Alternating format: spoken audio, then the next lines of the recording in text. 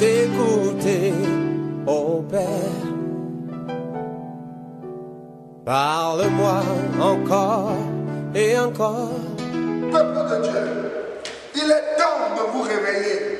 Il est temps de s'accrocher à la parole de Dieu. Bien-aimé, Dieu nous a laissé qu'une seule parole.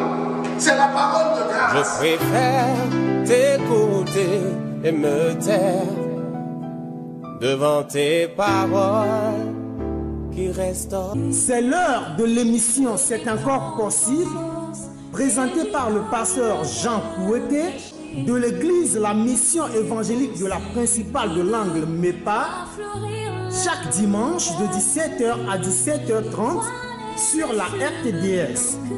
L'église évangélique de la principale de l'Angle MEPA est située à Bekota, non loin du lycée Bekota, en face de la clinique Notre-Dame de la Miséricorde.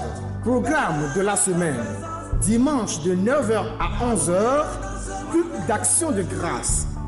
Mercredi de 18h à 20h30, culte d'enseignement et d'intercession. Audience du pasteur chaque lundi à partir de 9h. Vous êtes richement bénis. C'est plus que l'or, mieux que le diamant, mieux que de l'argent. Seigneur, nous voulons te remercier pour toutes tes œuvres dans notre vie. Ta parole nous dit que nous avons besoin de croître dans la grâce et de ta connaissance. Et ce soir encore, nous sommes venus afin que tu nous utilises pour permettre à tes enfants bien-aimés de croître dans la parole de Dieu. De te connaître davantage. D'être libéré. Père de grâce. Nous te remettons encore nos téléspectateurs. C'est ceux qui nous écoutent et qui nous voient. Transforme leur vie. Et fais quelque chose pour eux. Merci de les guérir. Merci de les bénir. Merci de pouvoir à tous leurs besoins. Merci Seigneur. Au nom de Jésus-Christ. Amen. Amen. Donc nous avons entamé avec vous un enseignement sur le baptême du Saint-Esprit. Et je ne l'oublie pas, nous sommes en train de prier pour le monde musulman. Et ça va finir le 25 juin. Continuez par prier, par intercéder pour eux. Et le Seigneur va faire de grandes choses. Nous sommes toujours dedans. Mais l'essentiel, nous sommes, et nous le disons toujours ici, que vous connaîtrez la vérité vous rendra libre. Et lorsque moi je viens à la télé pour enseigner, je ne viens pas pour faire de la diplomatie spirituelle.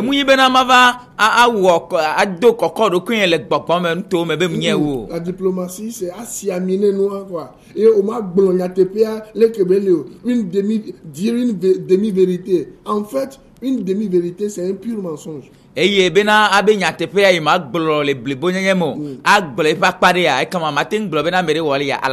J'entends des hommes de Dieu, soit des hommes de Dieu. Et on n'a pas besoin d'amener des sujets doctrinaux à la télé pour se tirailler. Qu'est-ce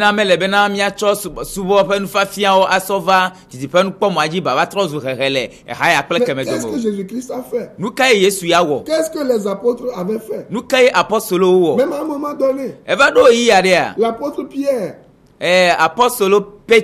Il jouait des tours. Lorsqu'il est devant les Juifs, il applique la loi juive. Lorsqu'il est parmi les païens, les gentils, il agit aussi comme eux. Et l'apôtre Paul est venu, il lui a dit, écoute, il faut enseigner droitement la parole de Dieu. Moi, je refuse qu'on enferme les institutions religieuses, enferme les gens dans un système de mensonges et de profiter de leur ignorance.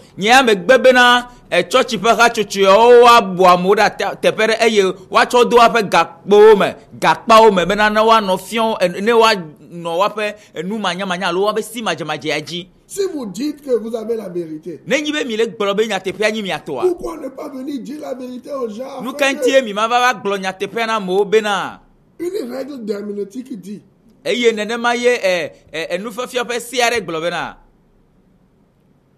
aucune église ou dénomination ne doit être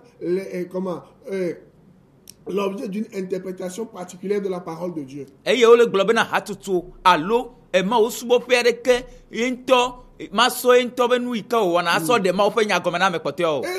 La Bible a dit aussi que c'est aussi une autre règle d'interprétation herméneutique qui dit un seul verset n'explique pas la Bible. C'est toute la Bible qui explique un verset.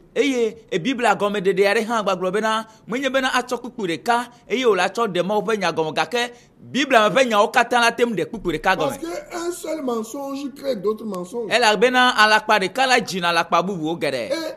les gens vivent dans les mensonges jusqu'à leur mort. Moi,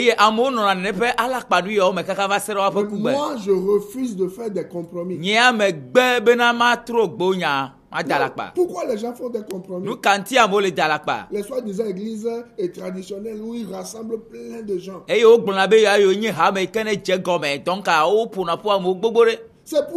C'est pour les entretenir dans le mensonge. Les manipuler. Une fausse conception du pentecôtisme, du charismatisme, et puis les gens, surtout ce qui me fait mal, on voit de hautes personnalités qui sont dans ces choses-là et ils n'ont pas la capacité de comprendre la parole de Dieu. Je prie ce soir que le Seigneur vous ouvre les yeux afin que le diable ne se moque pas de votre vie.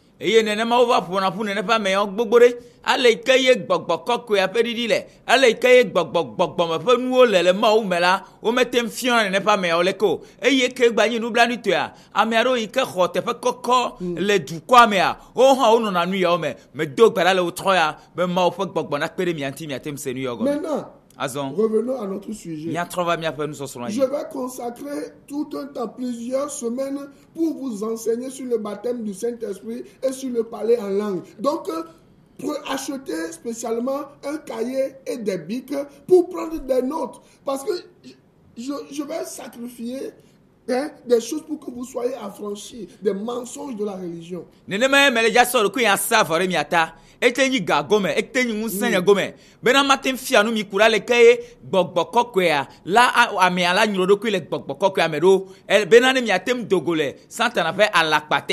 Maintenant, suivez-moi. Comment se fait la réception du Saint-Esprit avant la dispensation de la grâce ou de l'Église?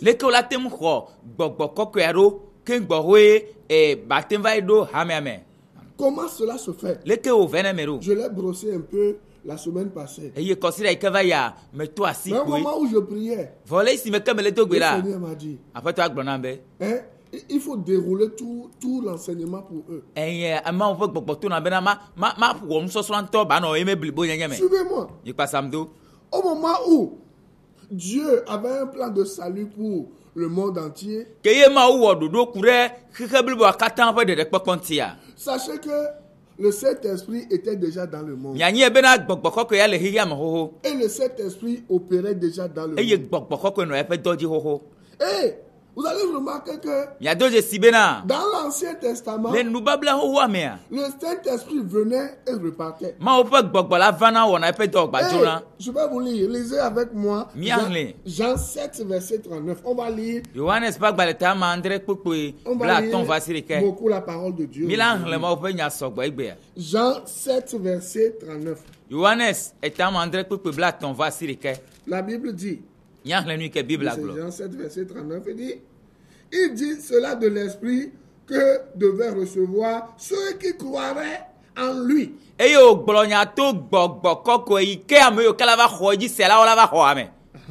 Car l'Esprit n'était pas encore, parce que Jésus n'avait pas encore été glorifié. Parce que au temps de l'Ancien Testament, ce qui trompe beaucoup de gens, les gens confondent la période probatoire avec la période de l'Église.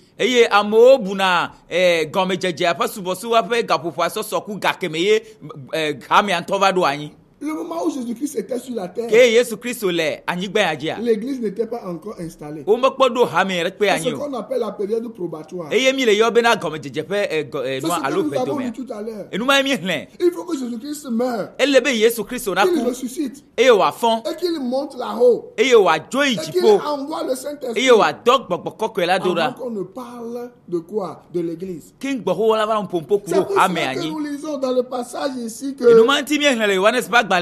Dieu avait l'intention de faire habiter permanemment son Esprit Saint dans celui qui croit. Et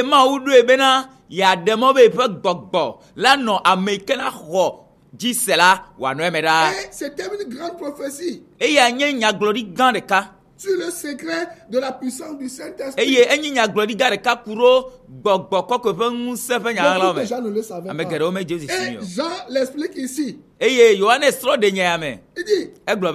dit cela. L'Esprit que devait recevoir ceux qui croiraient en lui. Car l'Esprit n'était pas encore, parce que Jésus n'avait pas encore été glorifié.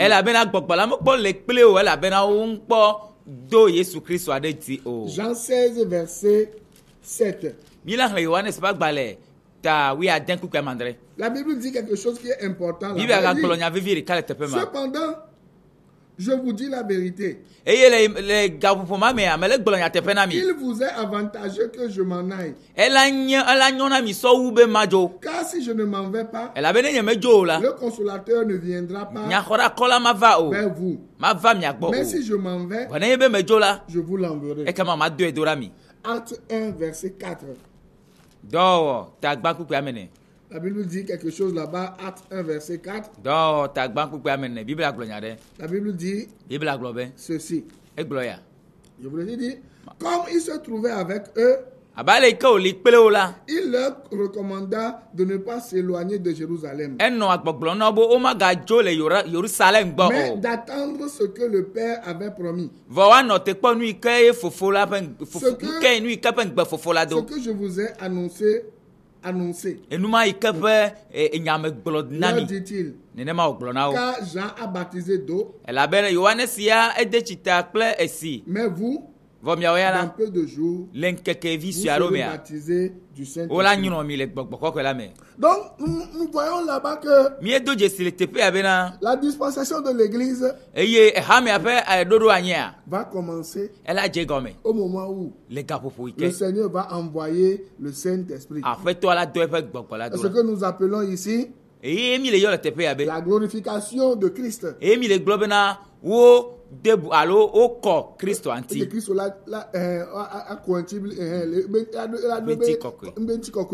C'est-à-dire quoi? Lorsqu'on parle de glorification, il y a la mort, la résurrection et surtout son exaltation à la droite du Père. Nous voyons cela dans Hébreux 1, verset 3 à 4.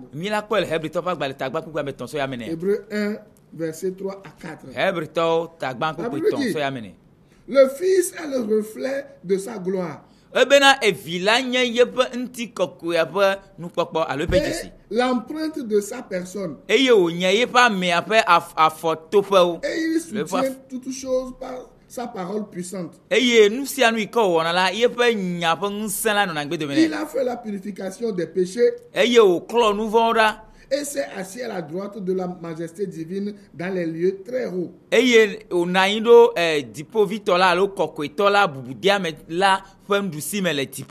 est devenu d'autant supérieur aux anges qu'il a hérité d'un nom plus excellent que le leur.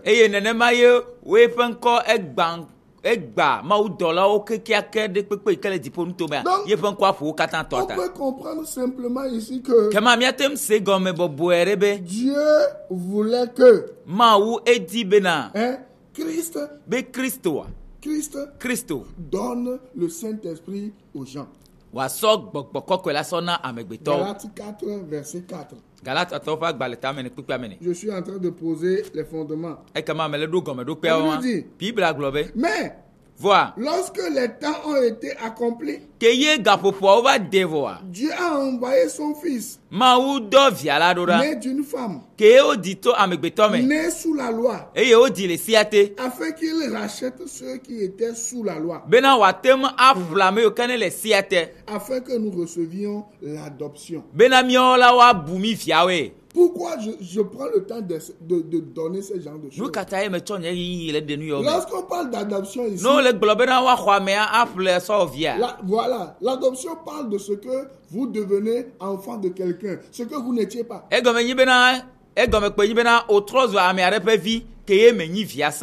Donc, sous l'ancienne alliance, le Saint-Esprit venait habiter et travailler avec des hommes choisis par Dieu pour les buts précis. Ça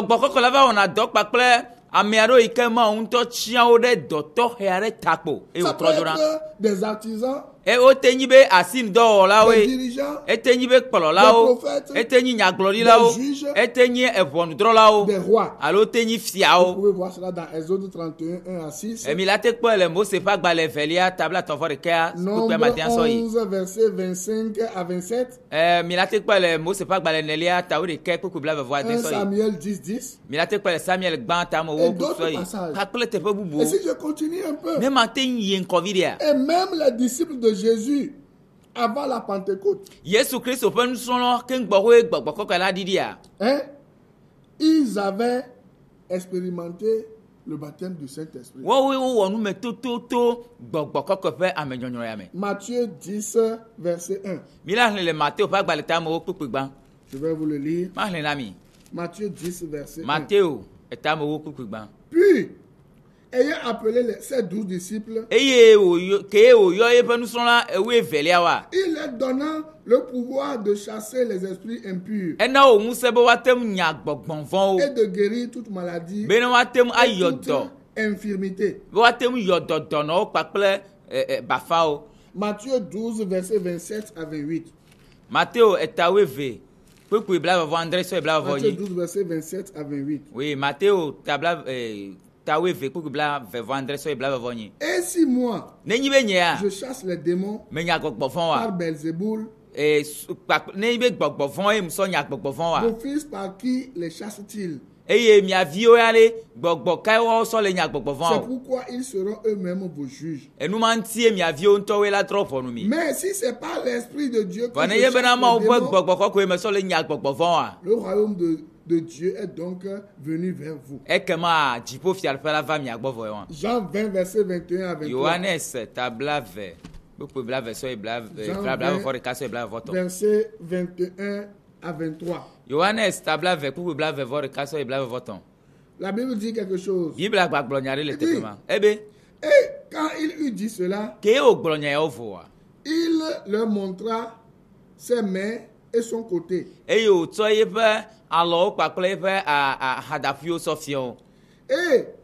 je dis, quand il dit cela, il leur montra ses mains et son côté. Les disciples furent dans la joie en voyant le Seigneur. Jésus leur dit de nouveau, la paix soit avec vous. Comme le Père m'a envoyé, moi aussi je vous envoie. Après ces paroles, il souffla sur eux Et leur dit, recevez le Saint-Esprit. Ceux à qui vous pardonnerez les péchés, ils leur seront pardonnés. Et ceux à qui vous les retiendrez, ils leur seront retenus. Donc, je vais vous expliquer toutes ces choses. Et qu'est-ce que nous allons noter ici? Durant 7 ans, vous allez remarquer que au temps de l'Ancien Testament, au temps où Jésus-Christ n'était pas encore, on pourrait obtenir le Saint-Esprit depuis le sein maternel même. Mais c'est pour cela que dans Luc 1, verset 15, on a vu Jean-Baptiste qui avait été baptisé dans le ventre de son père et de sa maman.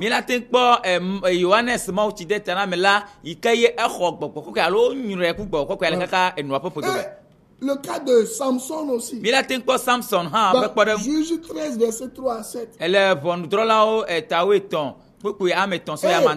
Bible dit que dans l'Ancien Testament même, l'Ancienne Alliance, on peut même demander le Saint-Esprit. Psaume 51, 13. Et Luc 11, verset 13. Et vous avez vu plein de choses. Donc, depuis cette même alliance, l'ancienne alliance, se dessine déjà une meilleure promesse. Une promesse plus rassurante que celle qui avait été donnée. C'est le Saint-Esprit. Et la Bible dit que Dieu se prépare à établir le Saint-Esprit permanemment dans les gens.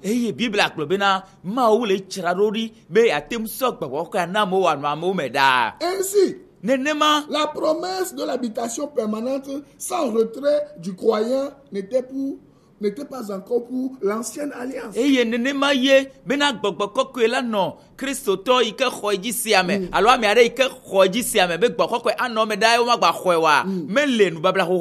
Parce que Christ n'était pas encore venu. C'est Christ qui va inaugurer ça. Depuis cette même alliance, Dieu a donné le ton. Ésaïe 44, verset 3. Je n'ai pas le temps de rentrer dans tous les détails. Ésaïe 59, verset 21. Et c'est de cette alliance que Jean disait, moi je vous baptise d'eau, mais il vient, celui qui est plus puissant que moi. Lui, il vous baptisera du Saint-Esprit et de feu. C'est ce que nous voyons dans Luc 3, verset 16. Et c'est de la même chose que Jean parlait dans son évangile. Au chapitre 7, verset 39. En essayant de commenter ce que Jésus-Christ dit. Il dit, je l'avais déjà dit, il dit cela de l'Esprit que devait recevoir ceux qui croiraient en lui.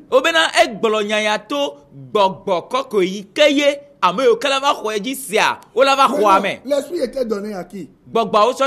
L'Esprit était donné à qui? Je te posais la question. L'Esprit était donné à qui selon le passage? Et selon le passage, l'Esprit était donné à Jésus. Ah non, c'est Jésus qui a envoyé le Saint-Esprit pour donner l'Esprit à toute personne qui croirait. Donc, vous recevez le Saint-Esprit pas parce que vous jeûnez, pas parce que vous priez, pas parce que vous vous lamentez, mais vous recevez le Saint-Esprit parce que quoi? Vous croyez. Parce que nous keta o chindon kekegere alo o le bliboroko bena gboko ko ne suisia pa nu ma o me ai gboko ko la ho au o la ho gboko ko nu kata e go me pe ibena le ho Jésus Christ o yise. Vous voyez? Et maintenant, Nous allons faire deux distinctions. Nous sommes en train d'enseigner. Maintenant, j'enseigne. C'est l'enseignement qui libère. Et vous savez, les enfants de Dieu qui sont sauvés doivent être enseignés. C'est l'enseignement qui délivre. Vous comprenez? C'est l'enseignement qui vous renouvelle. Lorsque vous venez à Christ, après la repentance, vous êtes régénérés. Et après la régénération, il y a ce qu'on appelle le renouvellement d'intelligence. Voilà. C'est ce que Romains 12, 1 à 2 dit. Il faut un renouvellement d'intelligence. Lorsque nous venons à la télé, nous permettons de sortir des mensonges du diable.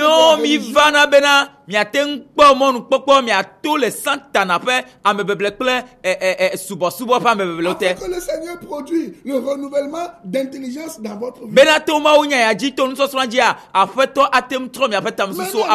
Deux choses. Jean utilise le mot baptisé du Saint-Esprit. Et Jean Zébédée, Jean, celui qui a écrit le livre de Jean et Apocalypse, lui, il dit recevoir le Saint-Esprit.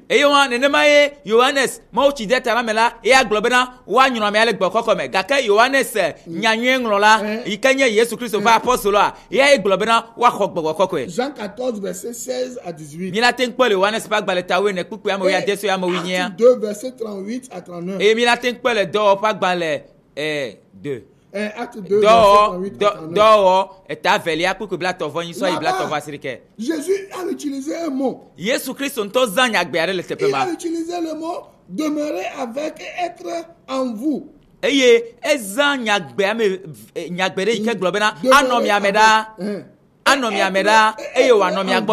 être en vous. Voilà. Demeurer avec et être en vous. Ouais. Jésus est en train de parler à qui? À ceux qui vont croire. Donc, si vous croyez en Jésus-Christ, croire en Jésus-Christ veut dire quoi? Ça veut dire que vous êtes pécheur. Vous ne pouvez pas payer pour vos péchés. Vous reconnaissez que par l'œuvre rédemptrice de Christ à la croix, vos péchés vous sont pardonnés. Oui, Seigneur. Je reçois comme celui qui est le seul capable de payer pour tous mes péchés.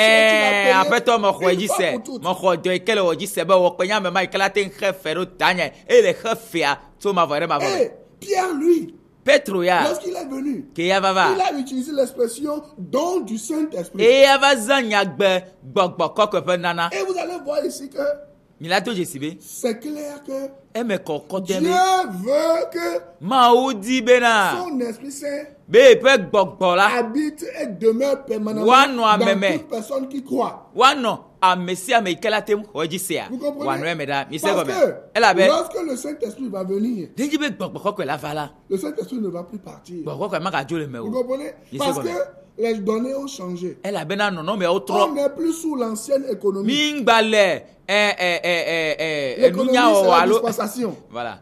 C'est système de fonctionnement.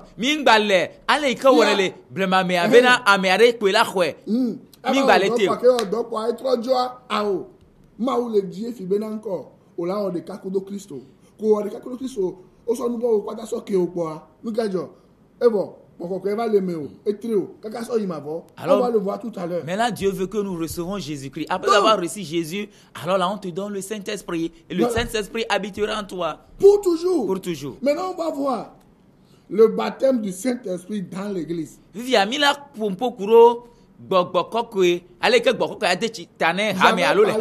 Voilà, du baptême du Saint-Esprit dans l'Ancien Testament. Maintenant, on va voir le baptême du Saint-Esprit dans l'église.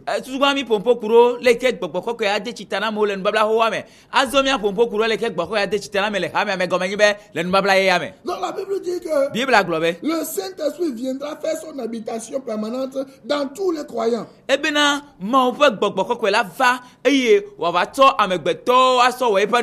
Dans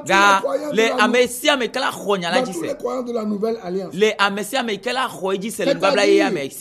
L'église qui a débuté à la Pentecôte.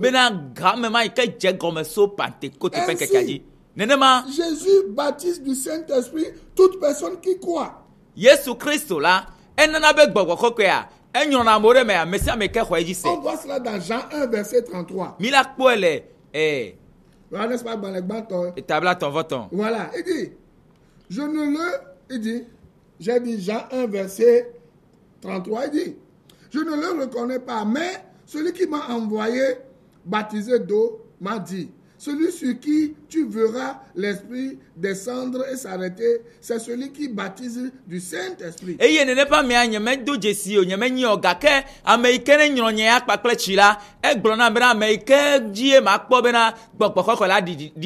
Maintenant, ce qui trouble les gens, le pentecôtisme, le charismatisme,